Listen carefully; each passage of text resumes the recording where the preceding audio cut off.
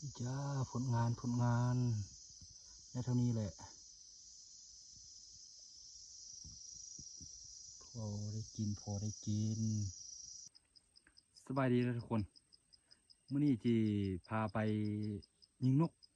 ไปนั่งเฝ้าเบิ่งนกกินหมากว่าจะมีบ่ลองไปเบิ่งกันไปทุกคน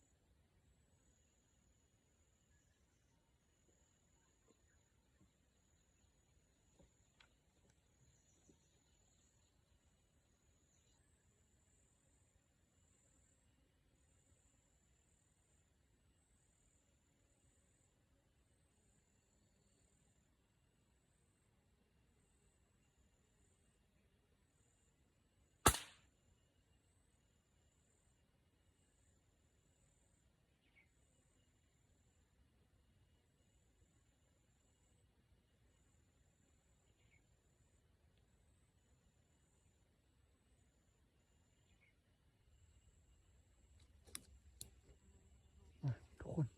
จะพาไปทำกันยิงนก4 ตัวแล้วมันนกเข้านะดูภาพเลยยิงนก4 ตัวแล้วจะลงไปเก็บ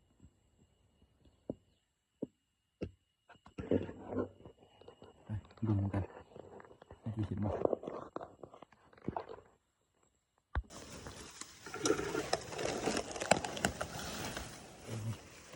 6 ว่ะ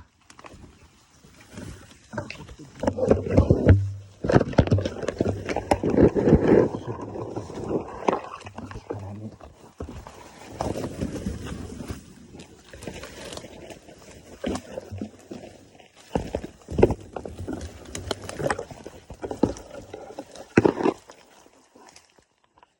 ตอนนี้ปลาครบตึกเลย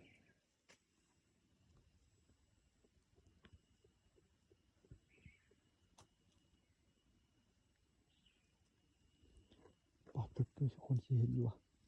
แต่ว่ากองนี้ก็บ่ตึกปานใดแถวมันตกนี่บ่ตึกปานใด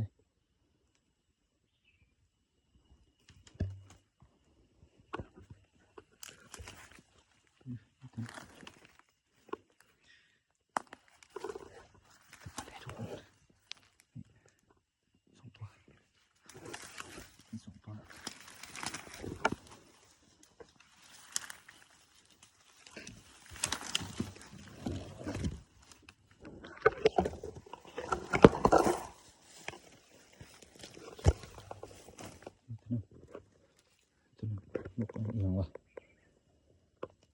ตัวนี้มันเห็นเศษหมวกตกอยู่บนตึบๆเนี่ย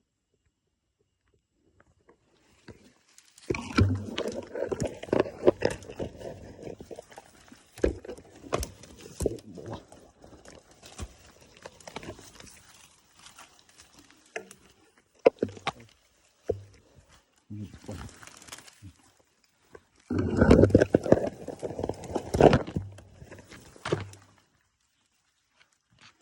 สี่ตัว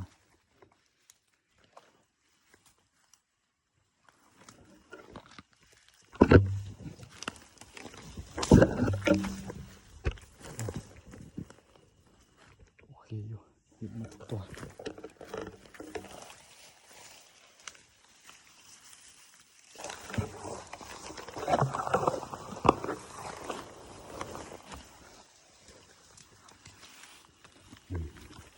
นี่